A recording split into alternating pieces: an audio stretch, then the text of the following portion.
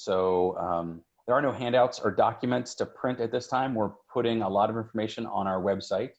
We'll post the web address in the Q&A so you can access that if you have any questions there. Our FAQ document is growing to almost a dozen pages now of questions, and we want to be as responsive as possible as we are as we're going through this. So my goal is to present for about a half an hour and leave the rest of the time for Q&A.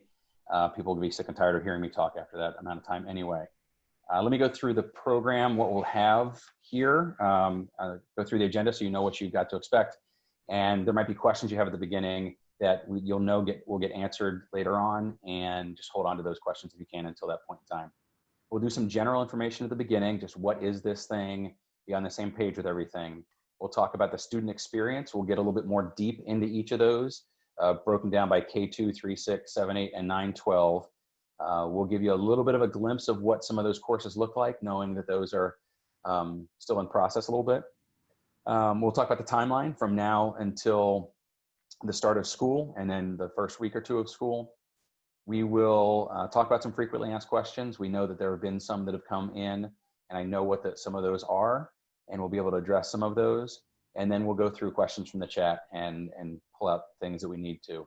If at any time you have a specific question or something that's not answered, that web address that we're using is VLO, virtual learning option, VLO at lakotaonline.com. That gets sent to our team, and we'll be able to answer any questions that you've got.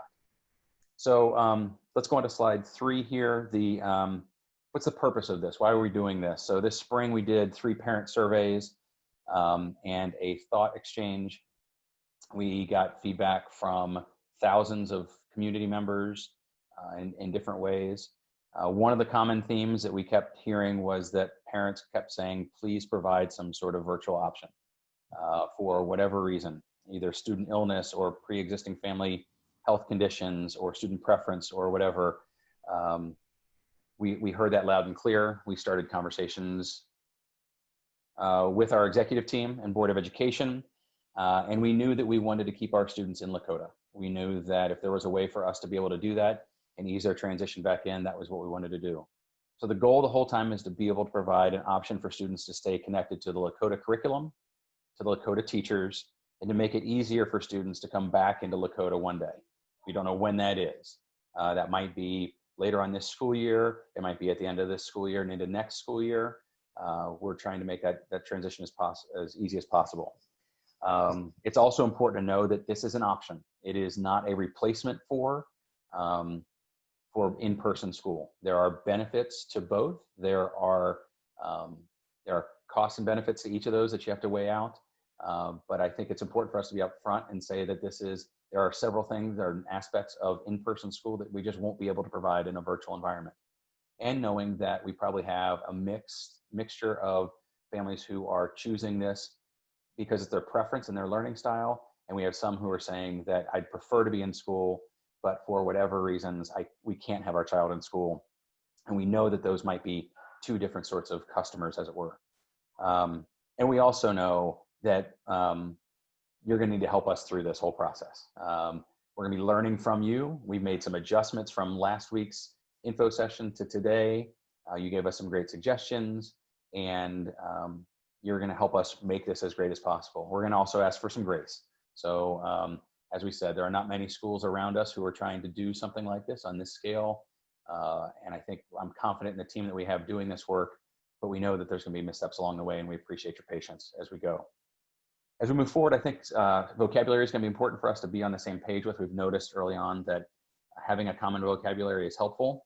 So I think everybody understands what in-person school is. We've talked about plans A and B, and those are kids coming into school, whether it is a absolutely traditional environment, but something where they are in the same school building, classrooms with their teachers, getting all those services. We know that remote learning this past spring was our best effort. Our teachers did an amazing job turning on a dime and providing some continuity of education and learning for our students. But we know it wasn't ideal. Remote learning in our mind is intermittent. It is short term. It is usually not by choice. And it can be either the whole district moving to remote learning, the whole school at a time moving to remote learning, individual classrooms, or even students who have to learn remotely until they're able to come back into school due to illness or quarantine. We know that if we have to do that this coming year, it will be much more robust and much better than it has been in the past. But we also know that it's not ideal. It's also important to know that this is not the same thing as virtual. So when we talk about virtual, this is families choosing 100% online learning. It is typically by choice. It's for an extended period of time. We'll talk about the length of time and that commitment here in a little bit. And this occurs whether we are in plan A, plan B, or plan C. And so I don't want people to get confused by the virtual or remote thing. We've really talked about them being two separate things. That remote is an intermittent thing where I'm still connected to my classroom teacher, and virtual is a separate entity where I'm almost enrolled in a separate school. We'll talk also about the term learning partnership. A lot of times in virtual schools or virtual learning, that idea of a learning partnership between parents and teachers is really vital. You'll hear that term in the presentation a lot. Probably more common in K-6, and as students get older, they gain more independence, and the role of that parent kind of drops off just a little bit. But you really are equal partners in that. Parents often are termed learning coaches or learning guides in that process, and really kind of working hand in hand with us along the way. Just some vocabulary for us to be set with at the beginning. So let's talk a little bit about the curriculum and the courses that will be offered. Again, we'll go into a deeper dive in each of these grade levels. But so the curriculum is being developed. It is our curriculum. It is a Lakota curriculum. It's what we have always had. You notice when we went to remote learning in the spring that it was still the content. Some of the feedback we got from parents was that it felt a little bit more like review than it was new content, but it was still our curriculum. It was our curriculum documents, everything that we have and owned. We've built that out much more in depth this summer. So it's a little bit more what we call student facing. So students and families are able to go through that curriculum at their own pace. In 7 through 12, they are all Lakota developed courses, or they are online courses that are developed by an online provider that we've worked with for several years to be able to build out our course listing as much as possible. We'll talk and we'll show you the course listing. It'll be listed in the FAQ later on tonight, and I know that's been a part of the question that many of our secondary parents have had up to this point. Online courses are being developed by teacher leaders and members of our curriculum team. I can't overstate the importance of having our teachers building out this. We have literally had dozens and dozens of teachers spending time this summer, and this will benefit the students in our virtual option, but these resources are also great for our teachers to be able to use in plan A, plan B, or plan C also. It's just great instruction, and it's also been tweaked to be able to be more student-facing and more independent. K-6 is all of the core content, and there are specialist connections. They might not be standalone, but there might be independent activities to be able to do, or tie-ins to work that we're doing in the regular curriculum that bring in our specials. Specials in a virtual school look a little different typically, and we can talk a little bit more about that when we get there.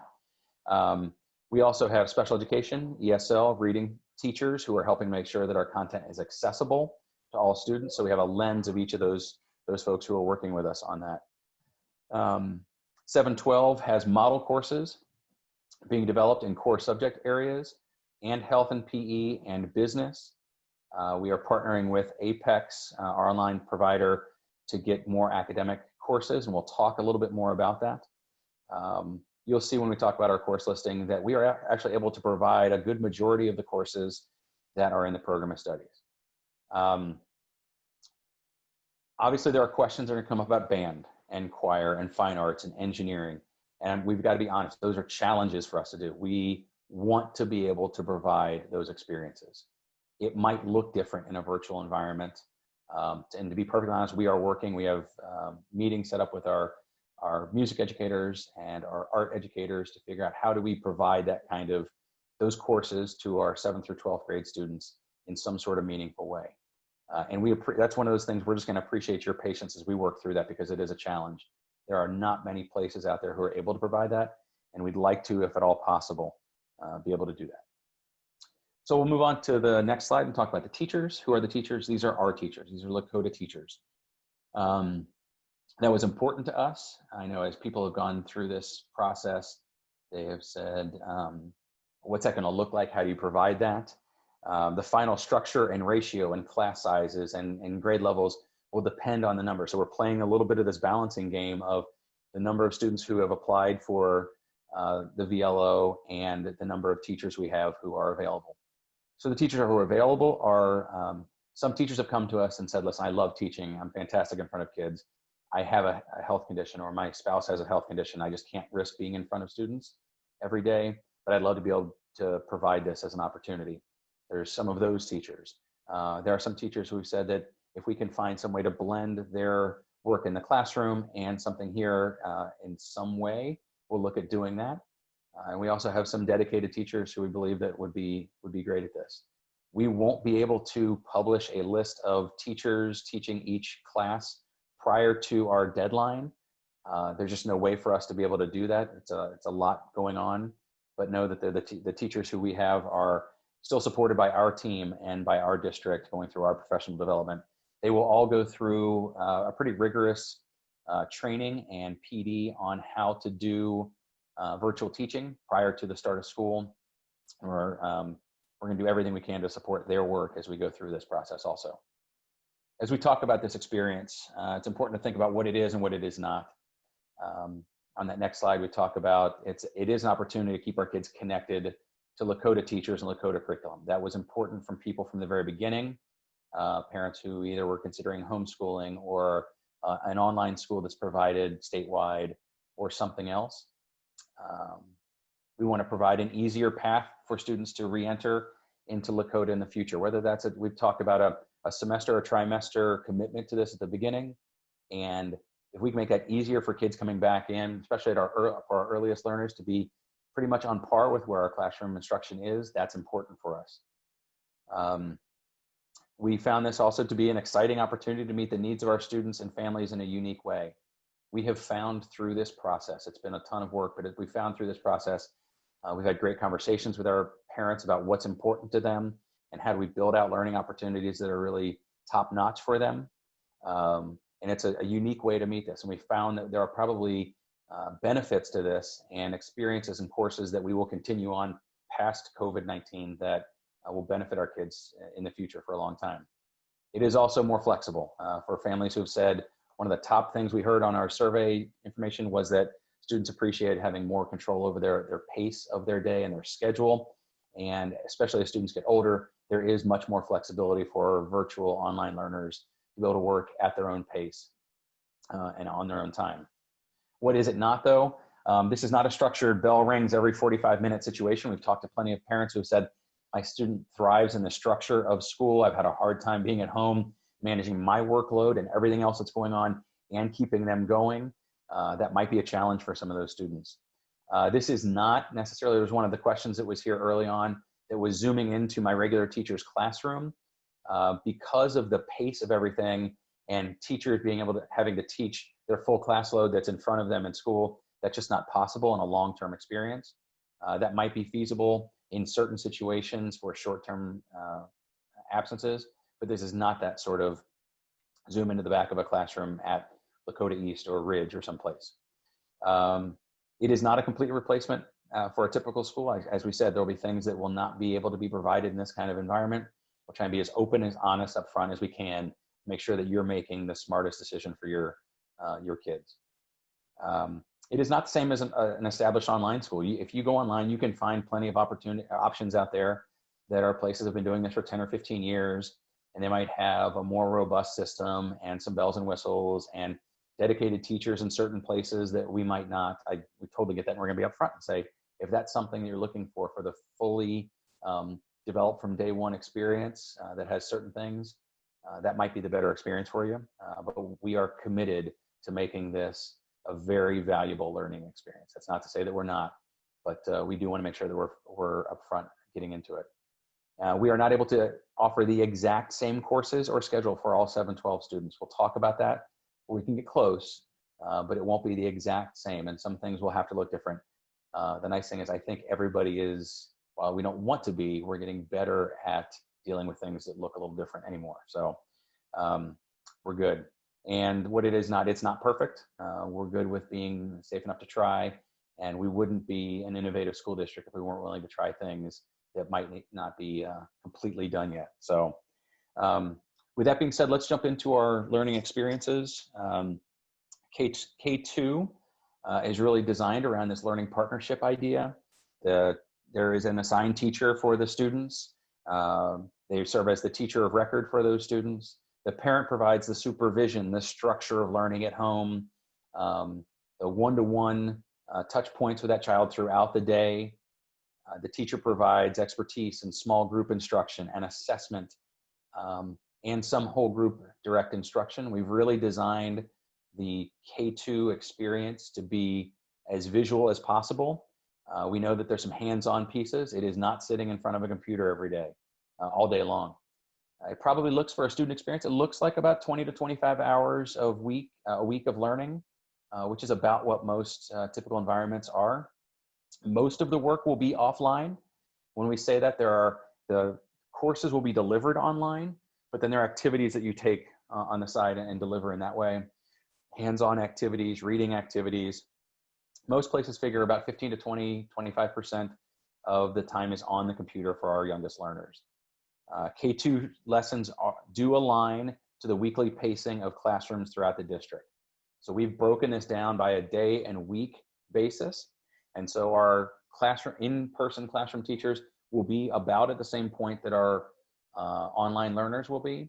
And that'll be important for our students who want to come back into Lakota, maybe at the trimester or semester time period, be able to enter back into school. Most students will be in the same place in their learning, and what we call that more synchronous, where they're at the same time in their learning. That's the way typically most K2 experiences are. You don't have students pushing too far forward. We can do that with some independent texts that they're reading, or some projects or some experiences. There will be a lot of enrichment activities that are built into things, but we'll expect students to be about at the same point in their learning. We'll have pre-recorded or online direct instruction from the teacher. Some of those things our teachers are recording, some they're finding online, and sometimes it'll be our teacher who's working one-on-one with our students. There will be daily Zoom reading or math small group support in some form or fashion. It might be longer on some days and shorter on other days, but that is a part of that. There will also be weekly parent-teacher Zoom group support sessions. So we want to make sure that we're supporting our parents there. So you could expect to see once a week, there's a check-in with the teacher saying, here's what's coming up for the week. Here's what we've got going on. Here's how you can support things, some strategies to try. I've heard people struggling with X, Y, and Z in math, and we'd like to be able to support that in some sort of way. Specials will be embedded in the curriculum. Hands-on interaction from parents will be important. A day in the life, you can expect to see a morning meeting together all at once, engaging all the students. You could see 20-minute work sessions with scheduled breaks. We'll give some advice to parents for we'll give visual graphics and how to structure your day and how to help your child in that learning environment, because it can be a long day and lots of sticks and carrots to keep kids motivated as they go throughout their day. We'll have live sessions and small group sessions, and we'll have some recorded activities with online and offline activities as well. Most of that will happen during a traditional school day, just so that we can provide some of that real-time instruction. Any independent learning that might happen could happen in the afternoons or evenings or special or other things like that. Technology has been a question, and we've really tried to be cautious about our technology, what we've put out there about technology. At this point in time, for K2, we are asking that parents provide the technology for their student. We don't have a one-to-one environment in our K2 classrooms, and that is an expectation that we would have from this time. If there are challenges with that, or there's a family who that is a barrier for them, please contact us and let us know what that looks like. We are also exploring ways to keep your child connected to their home school, their traditional school of attendance. We don't know what that looks like. There are some challenges on the back end for us to be able to do that, but I think that's something that's really important as we go forward. And we know that the role of that teacher is really important, coming up with a weekly agenda for everybody, daily Zoom conversations, small group instruction, assessments, all of those pieces that are really important.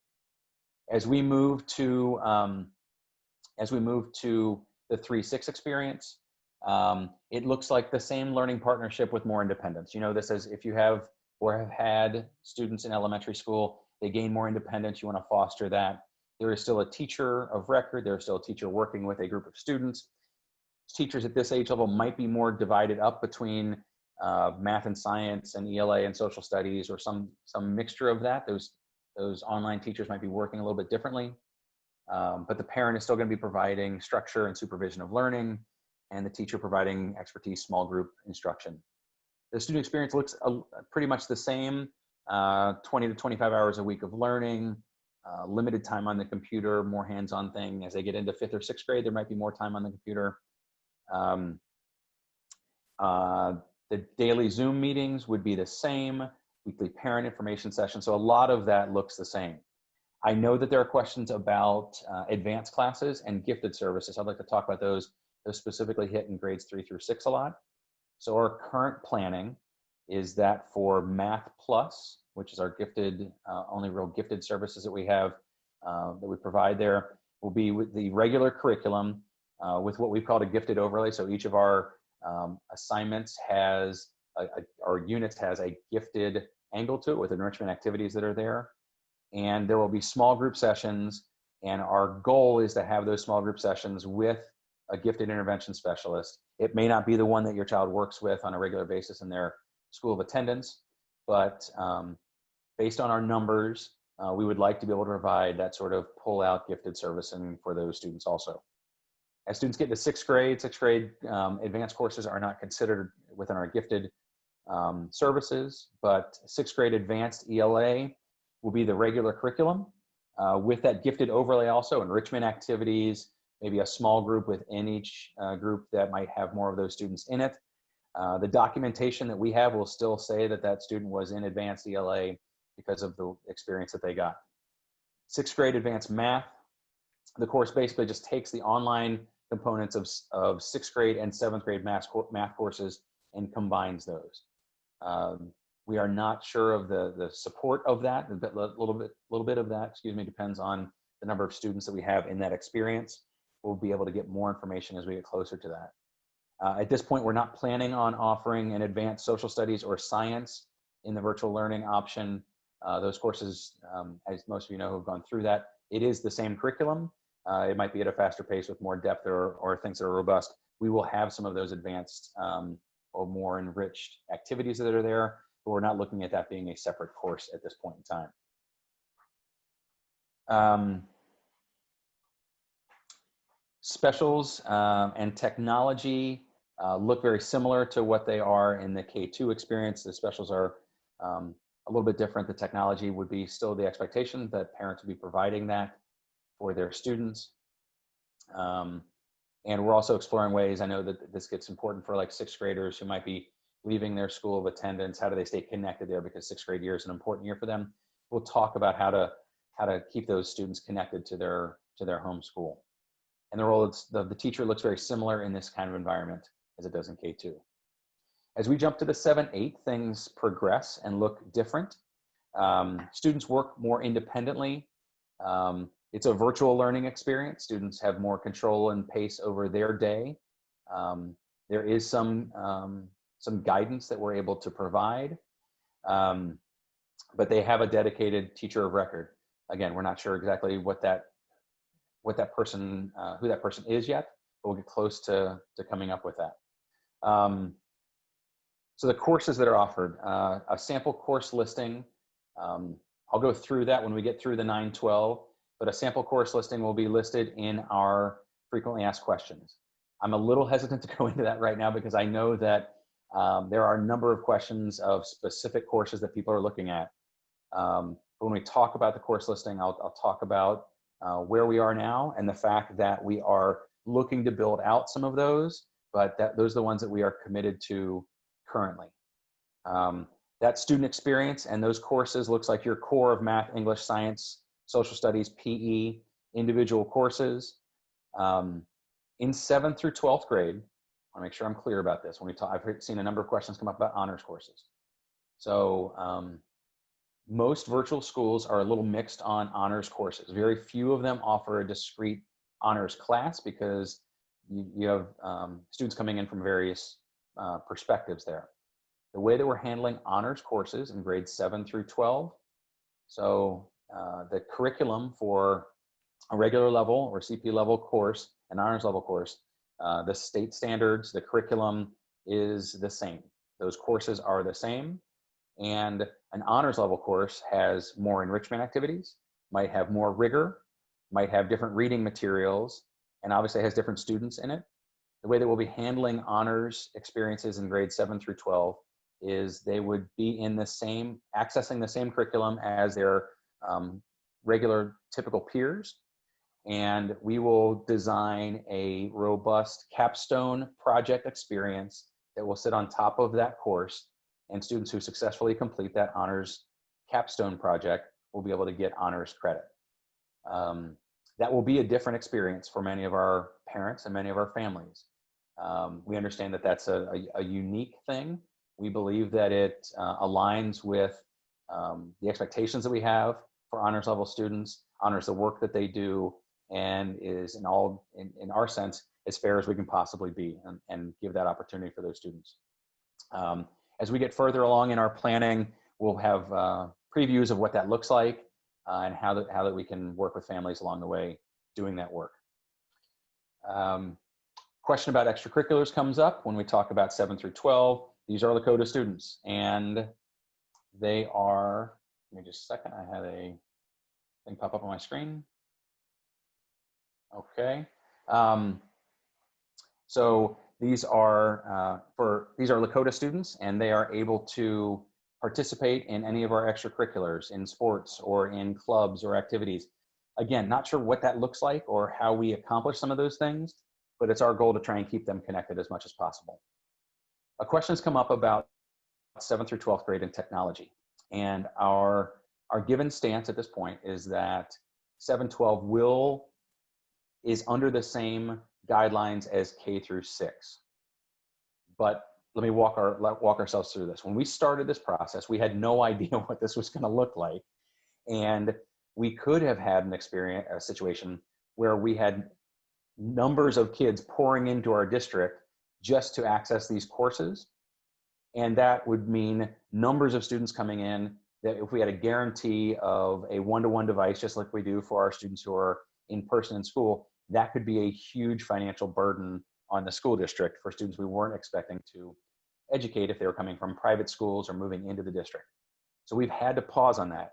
It is our goal that students in 7 through 12, where they have a one-to-one device at home currently, would be able to use that.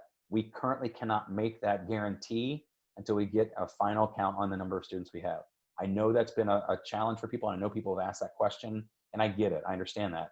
But it's not our intent to play games or to cause problems or whatever. It's simply to be fiscally responsible and understand what our commitments are. So hopefully that makes sense to people. I'd love to be able to come back here in a week or a week and a half and say to people, yes, we're at a point where all those students are able to use those devices. That's our ultimate goal. So that's a little bit of the 7-8 experience. Let me talk about the role of the teacher a little bit. That teacher may be a 7-8 teacher. It might be a 7-12 certified teacher.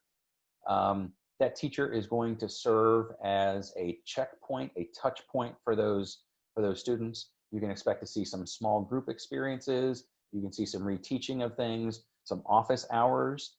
But the idea that a 7-12 teacher would be teaching a daily lesson on Zoom is probably not accurate.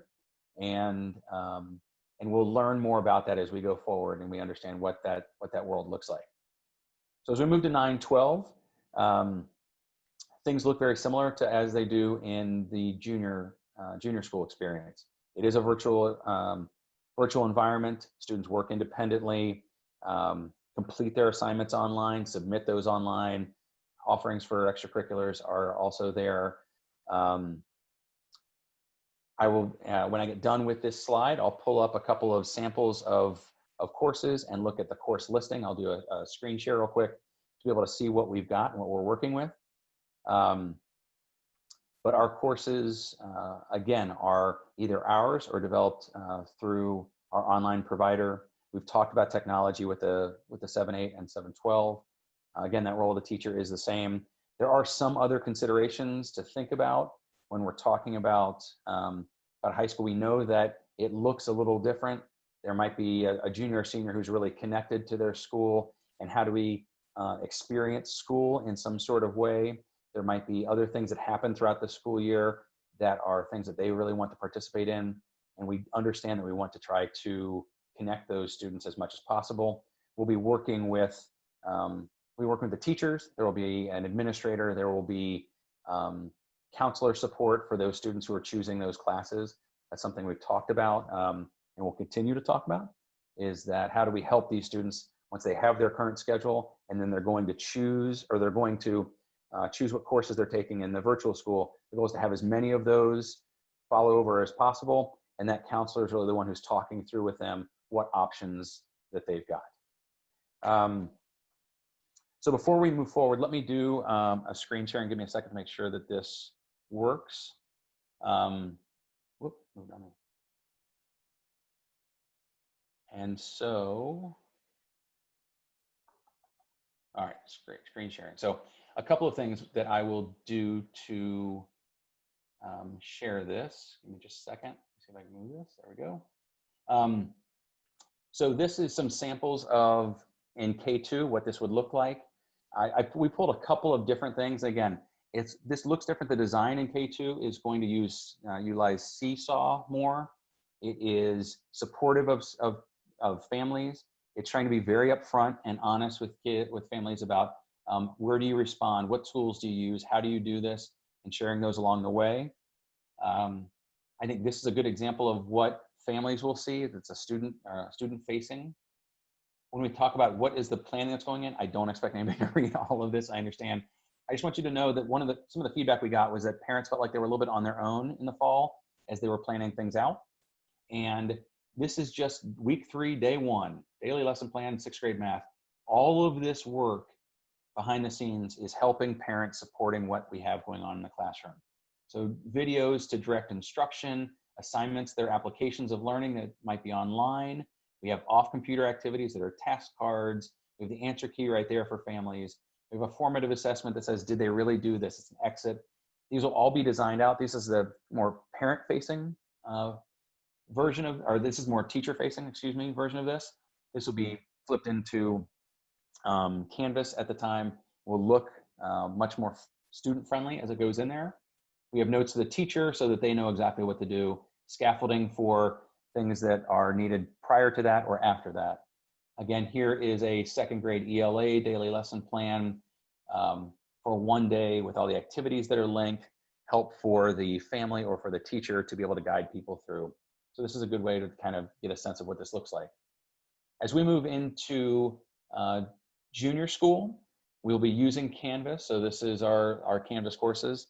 This is an 8th grade science class. These are all the modules that are listed here. So there's a unit on the nature of science. We just click into that. We see the nature of science here. It's as easy for parents and students to understand as possible. The content is there. The I can statements, what can they do? The key vocabulary. And then we've walked through this. Complete the following sections in order. So we know what to do. Here's our inquiry. We're going to build some interest in this. We're going to have a video that we've pulled through. We're checking this. We've got a team to make sure that all the links are right. We've got a video discussion that will happen through Canvas for our students to be able to do. We've got to learn and explore. We've got independent readings. These are not tied to any specific textbook, that are all open educational resources that we have vetted through this team. We have assignments that are there, and we have practice, and we have application that are, you can see them as quizzes or formative checks of learning or whatever that is. So this would be a junior school look at one of our courses. This is more of what a syllabus would look like for an American history class in the high school. I just wanted you to see like how the layout looks for parents and for students to know where to go. We try to use common language of learning and practicing as we go through this, and different opportunities. So the whole course would be laid out here, unit by unit, built out for students to be able to see. Oftentimes if you click into something like Learn Here, you'd be able to see that this is for, this would be a grid for students to go through. It's a graphic organizer. you start here, you do this activity, then you continue here, depending on how you've done, you make choices there. These are all the ways that these courses are built out. And they're going to look very, very familiar to you. In fact, I'll also pull back here a second and let me see if I can get to the opening page. So yeah, there is a teacher, there's a Lakota teacher, and there is her Google slide Bitmoji, welcome to who I am, and here's how this looks. So it's very, very similar to what we would see in class. I do want to share the course listing, and I will try to blow this up just a bit. Well, I'm going to effort at doing that. Give me just a second. So the course listing, I know this is hard to see. It is in our FAQs. I don't want to get into a ton of details right now of is this course or that course or whatever. But you can see just by looking generally, our high school courses, the vast majority of our courses are offered at the CP level, at the honors level through the way that we talked before. The majority of our AP courses are offered through Apex. They are approved by College Board. They are taken by thousands of students across the country. They are overseen and facilitated by Lakota teachers. It may not be the teacher who teaches that AP course at the main campus. In fact, it's likely that it's not that teacher who is doing that. The part about virtual learning is that virtual courses are designed to be a little bit teacher agnostic. And so we have access to these courses through Apex to allow our AP students to continue in that way. Some students and parents have asked about CCP courses, and those are still an opportunity. If that's something you have a specific interest in, please contact us, and we will be able to do our best to try and work our way through that. You'll notice that there are Canvas or Apex listings here of what the learning platform is that's being offered. Canvas is the one that we've developed in-house. Apex is our third-party partner that we work with. You'll notice sometimes that there are TBDs. What this looks like is a TBD for Butler Tech courses. We are working currently with Butler Tech to be able to have those courses provided. Obviously, things like digital electronics and principles of engineering, biomedical innovations, those are tough classes to do in a virtual environment, but we'll do our best. These are junior high courses that are listed at the bottom. Again, the vast majority of those are able to be taken. What I would say about all of these courses is that this is our guarantee at this point. Our goal would be that we would like to offer more, but we cannot commit to those. And I don't want to make an empty promise to somebody tonight to say, we'll come up with this medals class or something like that and not be able to do that. But that's our goal at this time. I'm gonna go ahead and stop sharing my screen here. Let me go into a couple of other items here. And if we can get the slides back up, I didn't have access to those before. And we'll go through a couple of other items. So timeline, just so people are aware, registration opened about a week ago. And we have these learning information sessions for parents. We are closing registration on the 20th of July. There were a lot of questions. Matt Miller had a Facebook Live coffee chat or lunch and learn or something today. There were questions there about, can we extend that opportunity? What if the governor changes plans? What if we're shut down? I can't make a decision by the 20th.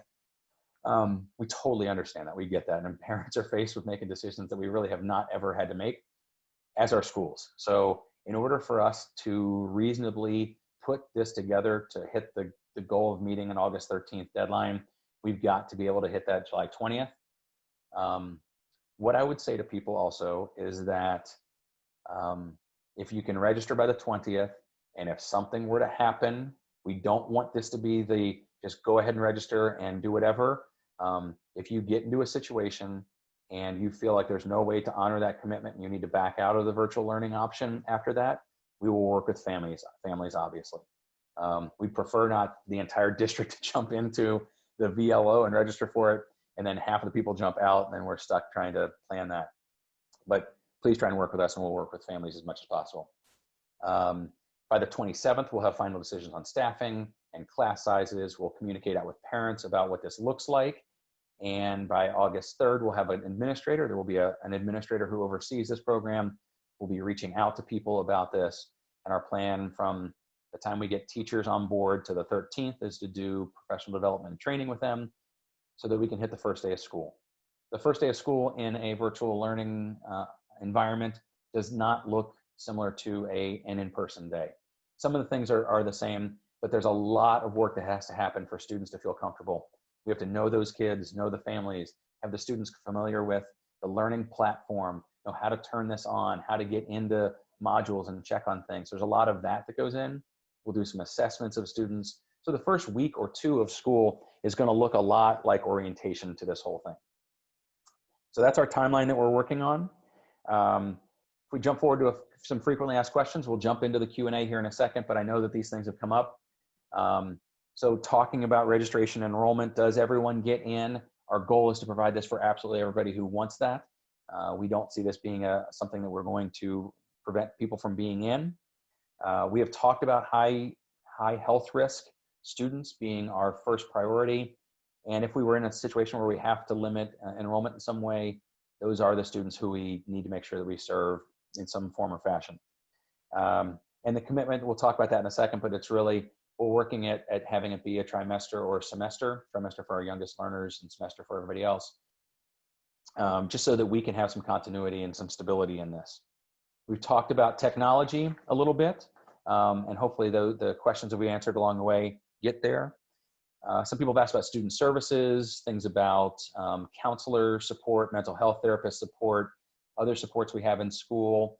We'll do our best to provide those services. I think right now the plan is to have students still connected to the counselor that they work with on a daily basis, or have worked with on a daily basis, and we would work with families about mental health therapy needs that they might have. When it comes to special services, special ed, can my child with special needs attend the virtual learning option? The process is that parents would choose this, would register for the virtual learning option, and then an IEP team would meet to make decisions about the least restricted environment to determine what that free and appropriate public education looks like. So anytime that happens, anytime there's a change in placement, the IEP team comes together and looks at what the services are that need to be provided for that student in that environment. Some parents have said, well, I need to know what that looks like before I choose this. And unfortunately, we just can't make that determination ahead of time. But we are committed to reaching out to families, especially families who've already registered, to do some of that front work and make sure that people feel comfortable making that decision when they get to that point in time. A commitment to this, commitment to the program. We've asked for a semester or a trimester. Some families have said, what if situations change? What if the whole district shuts down? I want to jump out of this and go into remote learning. We'll figure that out. But we really want to make sure that people are committed to this for the long term, so there aren't people in and out of school as much as possible. And some people said, is this going away? Is this something that we're going to do 1 year in Lakota and then move on? And we just don't know that yet. I think we'll assess it along the way, and we'll try and keep the parts that really work for our school and our families, and revise otherwise. Extracurriculars we've talked about a little bit. Questions come in about district and state testing, and all students in Lakota are required to take all district and all state tests. So if we do have state testing this year, where I'm sure that's up in the air still, those students would be required to take those tests. We will also be doing MAP assessments with all of our students that would typically be doing that in person, and some smaller assessments that are at grade band levels. We'll work with families on how to do that. So that's all the prepared information that we've got. And I'm going to take a quick sip here, and we're going to dive into the Q&A.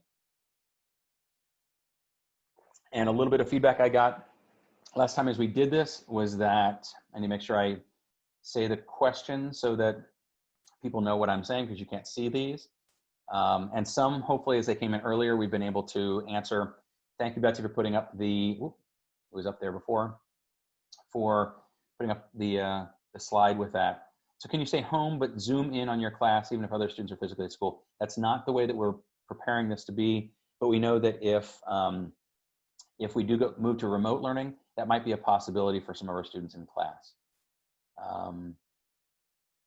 Brian asked about switching, starting online, the vaccine, switching to in-class after the semester. Obviously, if there's something traumatic that happens mid-year that we need to make a change for, but ideally we would keep students in the class keep them in the VLO for a semester. Emily asked about advanced offerings. I think we answered that.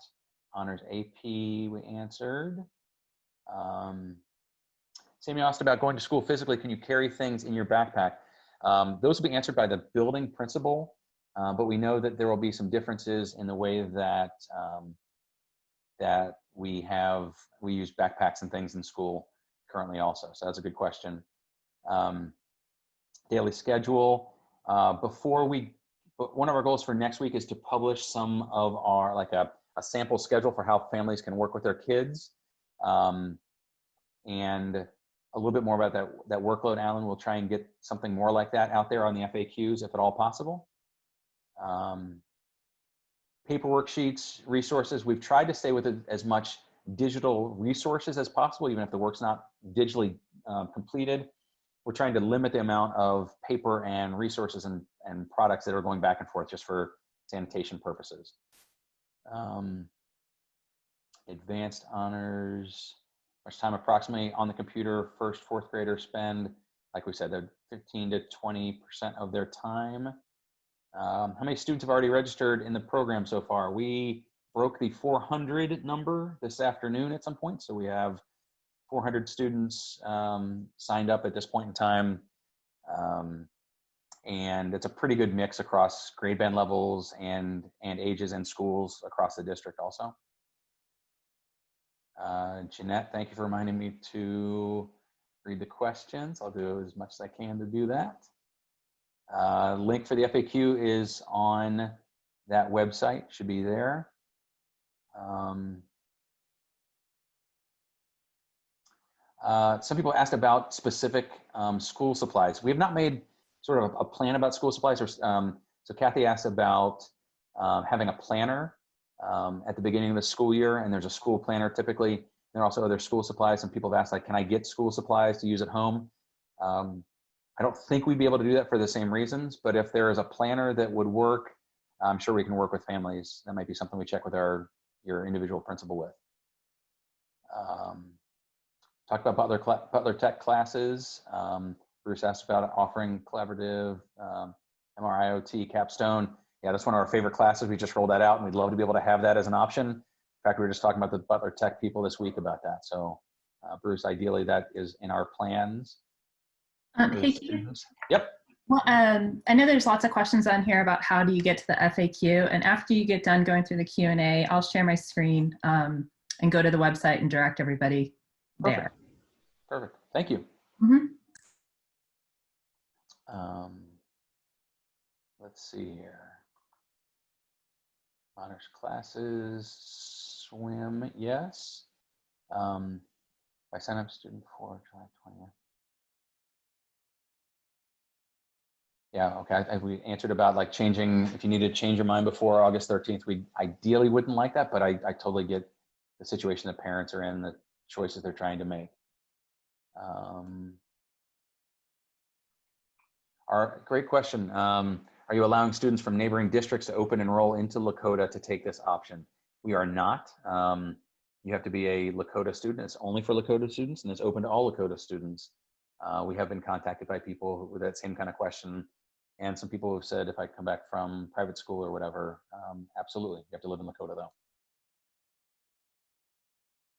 So we talked about students with IEPs, 504s, gifted WEPs. We addressed some of those. We didn't talk specifically about 504s. The same process would be in place. We're tracking all of those. We have contact people at our buildings who will reach out to families who have a 504 to make sure that their needs are met. Depends on what that need is too. Sometimes those aren't the same in a virtual environment as they are in an in-person environment. We'll take care of that. For an IEP, we'll receive an intervention specialist with online learning.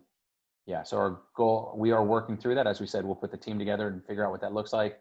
And our special services team gets a live update on all of our registrations and is starting the pre-work of being able to reach out to those families along the way.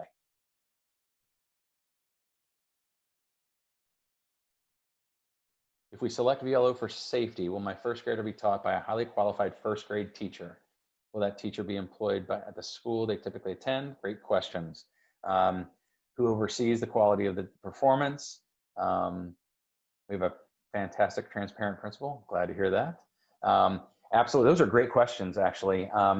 So let's ask a little bit in general about teachers. So the teacher will be highly qualified at that grade band. We have a little bit of flexibility from the state of Ohio that they can be in an adjacent grade for any teaching this year to happen. Our goal is to have them at least in that connected grade. I think we've got enough opportunities to be able to find the right person. They may not be employed at the school they typically attend. We just aren't able to guarantee that. So teacher, you might have a teacher from another school in the district. And great question about who oversees that. There will be a principal involved. We will be involved from our curriculum team in terms of training and professional development for those teachers as well. Great questions. Select virtual band sounds like it would be impossible. We have a meeting this week with our band and choir teachers to see how we might be creative about this. I will give a huge shout out to our music educators there's a lot of research out there about the challenges in teaching music in this in person or virtually or whatever.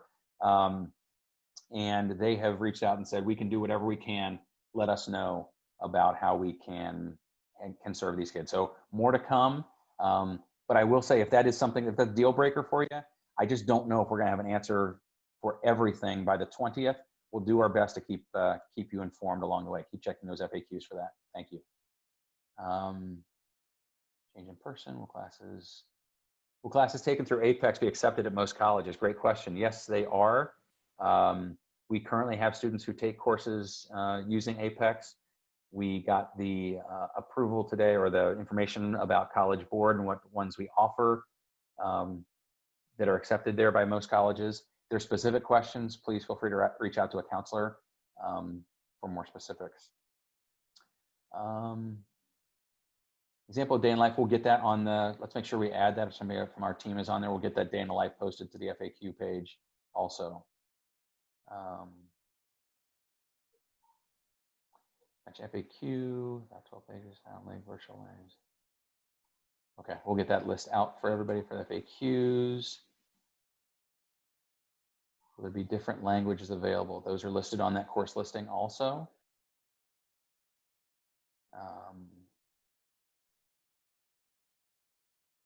Okay, so we're going to see ending of downloading files, logging third-party flash sites, right?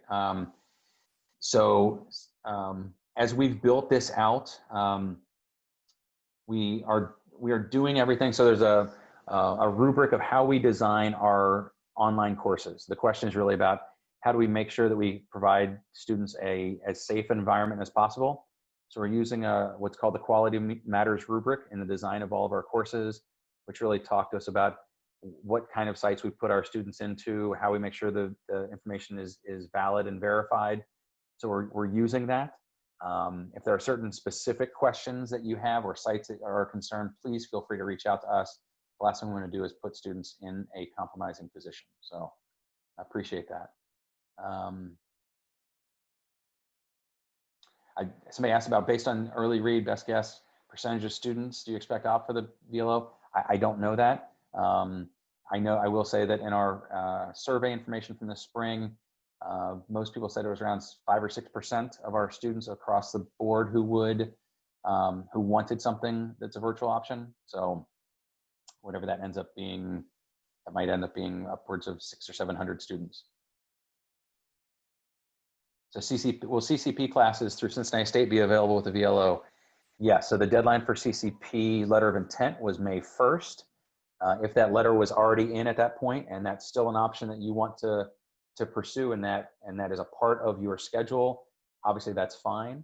If there's something new that you wanted to explore, we can consider that would just be an extension of a deadline and require some work on our end to be able to do.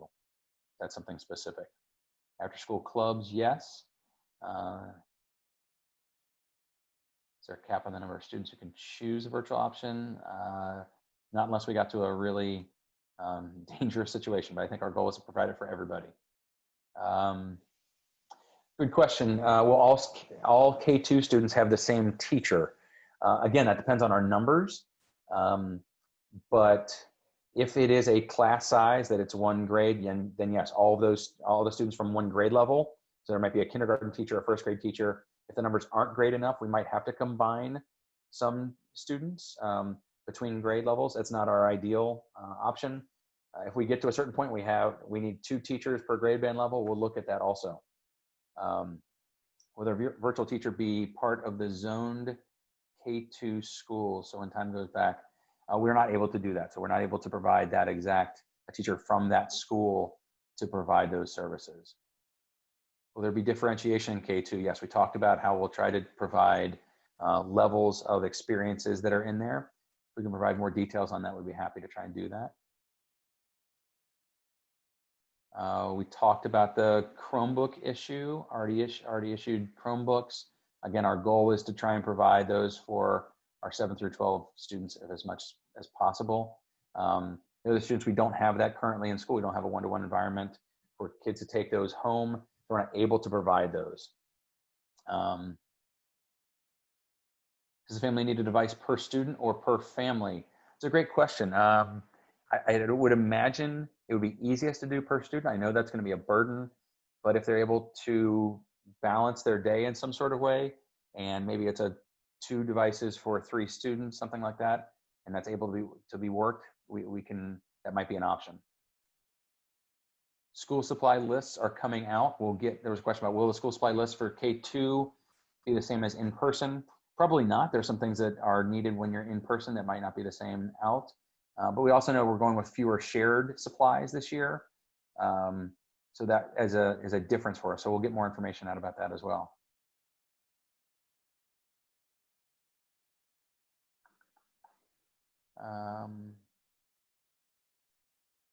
So we will have to leave to put the kids to bed. That's great. Hopefully they sleep well. Where can I find this recording later? We will have it posted on the website. We'll post that at the end. It'll probably be posted tomorrow because it has to process, and we'll post it on our YouTube channel, and then we'll link it on our website as well as push it out via social media. Perfect. So the less I talk tonight, the easier it is to process that recording. That's good to know. Loaned or necessary. We'll come out with, there's some information about supplies. We'll get that on our FAQ and get that out there. We don't have all the answers quite yet. FAQs, student incoming freshman, IAP. We talked about intervention services, switching. We talked about trying to push the deadline. We would love to be able to. I just don't know that that's feasible given the planning we've got to do to put into it.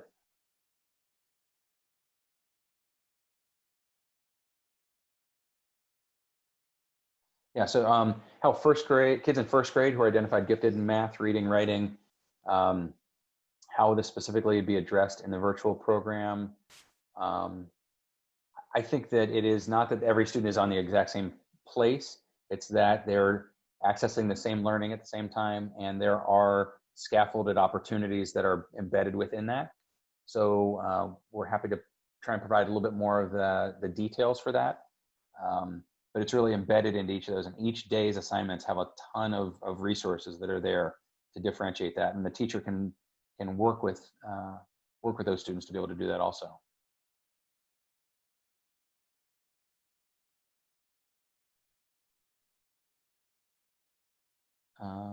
Questions about enrolling later.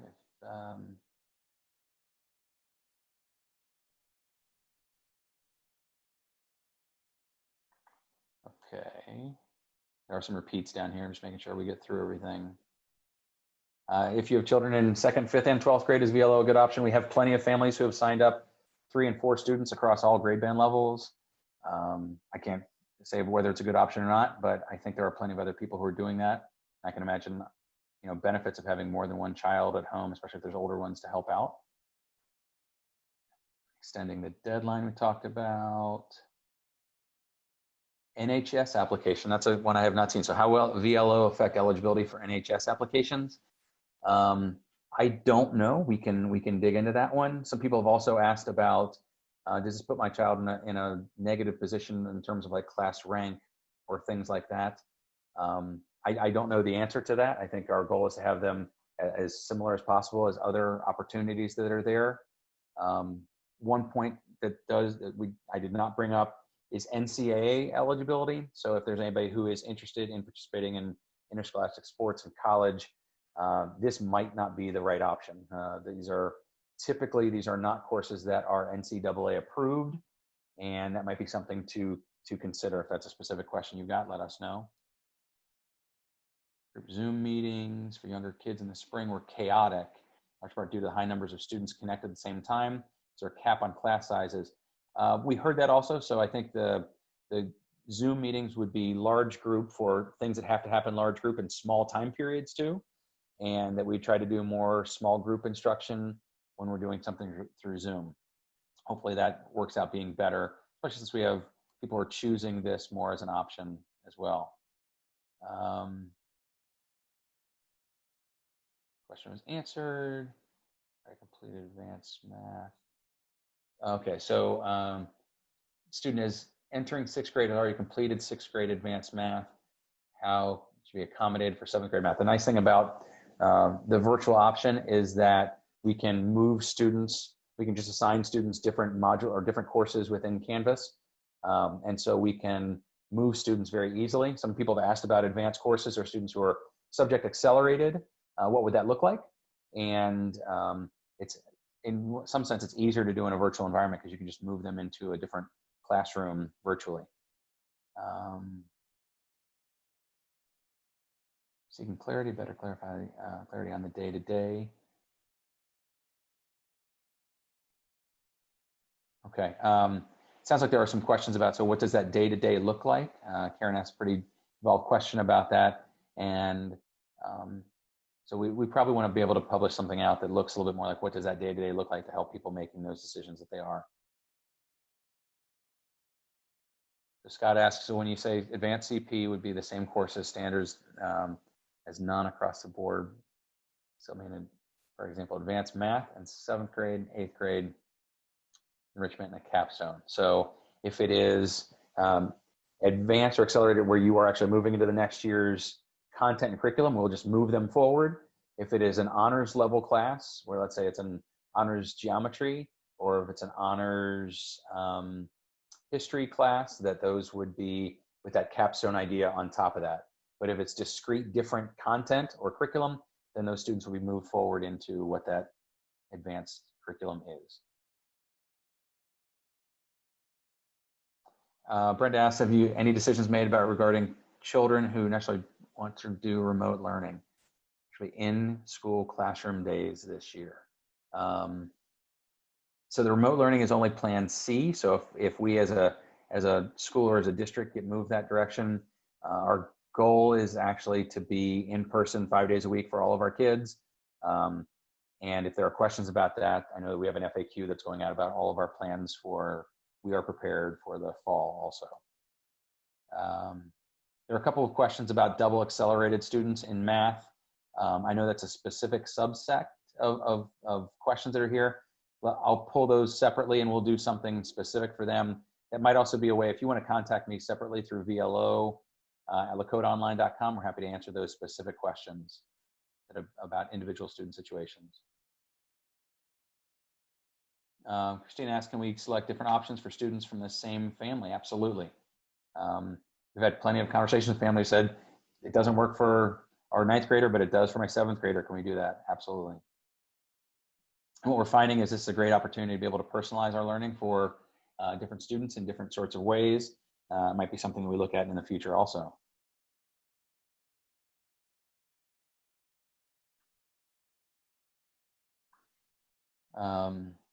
The child decides to go out of district for an in-school, and Lakota provides some payment for the school. Yeah, so again, if there are specific questions, if there are scholarship issues, or if there are students who are attending outside of school for certain special needs specific reason, let us know that separately. We'll follow up on those. I just want to make sure that we'll address all those needs, but I don't want to make sure that we have 270 folks on here who might not need that. So Mr. Miller mentioned at a school board meeting he would use FTE to fill teacher roles versus hiring external for additional teacher needs. Gym teachers, music, art. You mentioned these. Most of the FTE teachers on, yes. So these are all Lakota teachers. These are all licensed teachers. Our gym and our specialist teachers and other folks, if we happen to go to a plan B where we've got to socially distance within the same classroom, we'll be pulling all of our teachers in, help support in more of a team fashion. That's not what we're doing in the virtual learning option though.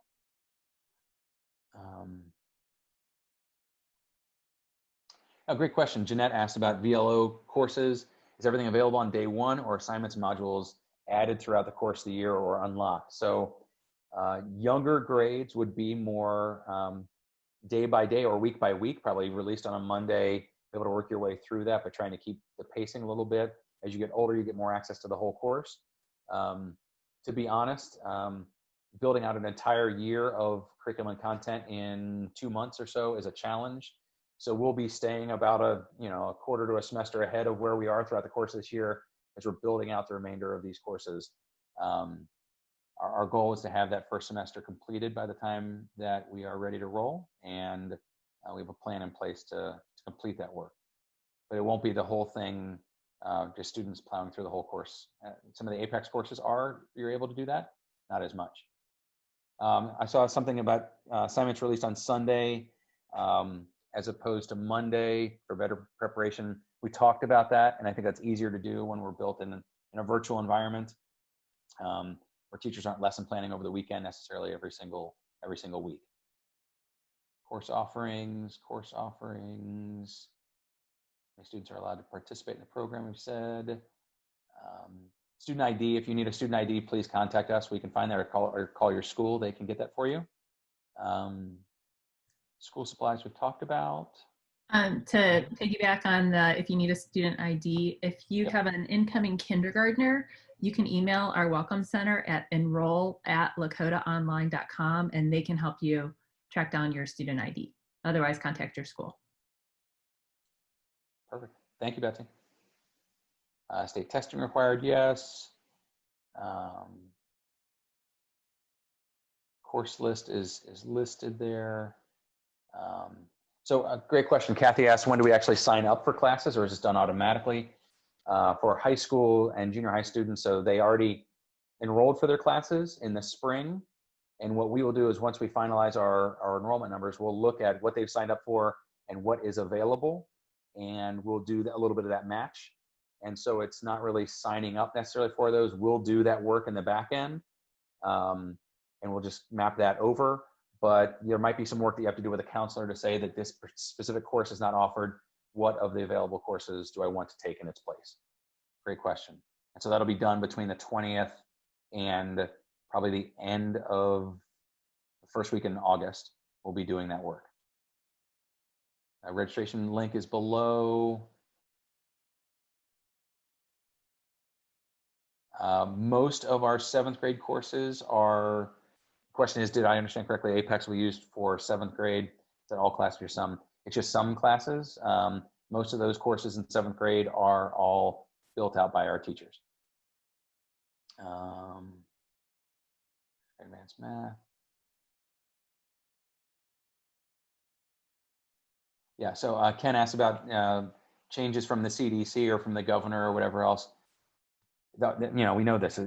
Plans might change next week, and we're doing our best to stay responsive. And that deadline being the 20th, we understand that. We'll try to stay on top of that as much as we can to provide a good experience for everybody, but knowing that things might change.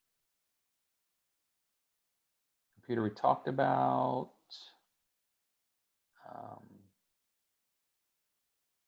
Would a senior, okay, question, would a senior doing this look bad from registering for college in the fall? I think everybody understands the challenges that schools are under. I know there are plenty of successful high schools that have this sort of environment for their kids, and I know that colleges are really being flexible. They're looking at test optional things for students coming in. So I don't think this would be looked at negatively at all. Trimester, semester is being used. Sorry, trimester, we break for our K2 students, we break the school year into 3 trimesters.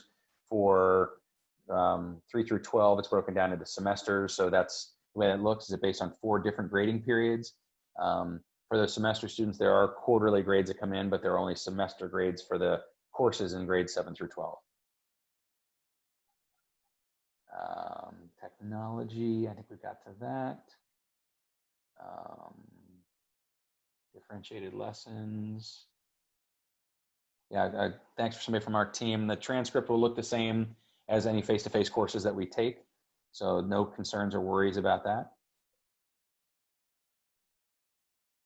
How much time will be required of the parents to adequately execute this VLO?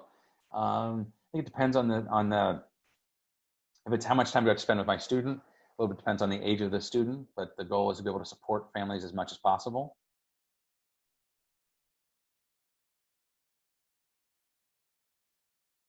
Yeah, our pacing, what we said is 20 to 25 hours. So Ryan asked about the workload that was estimated as 90-minute commitment, very challenging to cover material in that time frame. Pacing be calibrated differently. I think the pacing will be calibrated differently. I think we have more control over this sort of setting. We heard from parents that there was too much and too little, and so this will be, that Goldilocks method of trying to get right in the middle. It's just right. Link of courses that are there.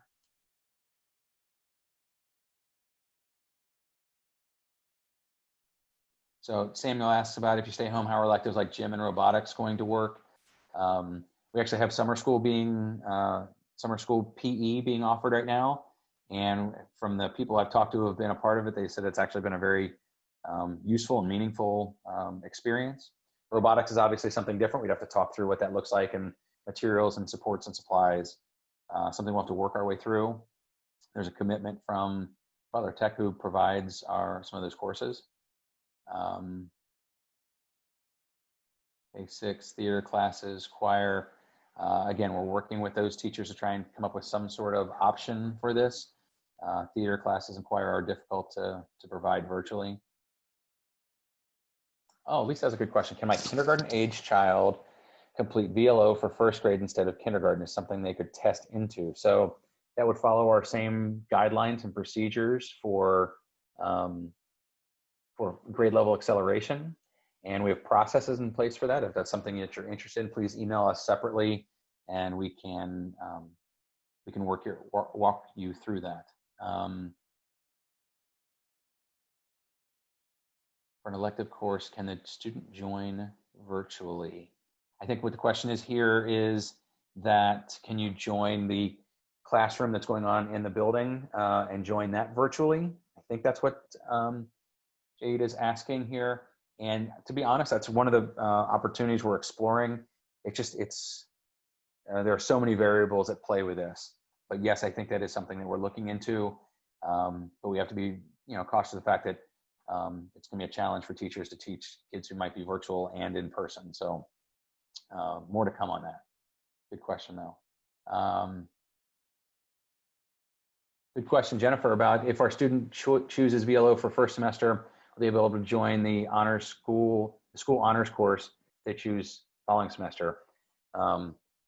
My answer for that is, if they were going to be in that honors class coming into this upcoming school year, and they were selected for that, and they do well in the course online, there's no reason to believe that they should not be able to jump into an honors level course second semester. That'd be our goal. Michelle asked if VLO students could meet in person somehow with classmates and instructor. I haven't seen that before, but I don't know if that's a possibility. With social distancing and those kind of things, especially for kids who may have compromised immune systems or whatever. But I think our goal is to build community and to build culture with these students as much as possible. Somebody asked, Ashley asked, will we have a choice at a later date during the school year to join virtual if things become too much or whatever else?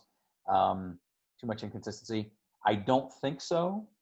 We'd like to be able to have that commitment up front, but we understand that there might be extreme circumstances that come up and we might need to move in a different direction. So here's what I'm going to do. We have 239. I'm probably 2/3 of the way through these. I'm doing my best to try and get through here. I think what we'll do here is we will take all of these down. We have our FAQ. We'll have a link to that. The FAQ is being linked into the chat that's right there. I appreciate people from my team and from the district team helping out. Our goal is to get as many questions answered as possible. We do have the screen share going up there right now of where that is, where the information is. So if you're on the homepage, lakotaonline.com, right over here in the trending now, you want to go down to virtual learning option information. This is specifically for virtual learning. If you want general back to school information, you want to go to this top, we are prepared. Excuse me. Once you click on virtual learning, here's the VLO page. Here's your FAQ. We have it segmented out by category. I know a lot of you are asking about the course list, and it's listed in multiple places. For example, right here, and that'll take you directly to the course list. Perfect. Okay. Thank you, Betsy. And if possible, we'll look at maybe being able to put that the course listing separate, listed separately, just so it's easy to find, not embedded within a question also. Mm-hmm. So thank you to everybody for being here tonight. I know it's a little bit longer than we anticipated. We still have 218 people on board with us. Our goal is to be able to provide as much information as possible, be as open as possible, and work with people. If there are questions, please forward those to us so that we can get those answered for you, and understand that we're doing our best to keep on top of this. So thank you for everything. If you have other questions that come out, we'll have another one of these next Wednesday evening at 7 p.m. And I thank you. Hope you all have a wonderful evening and a great rest of your summer. Thanks.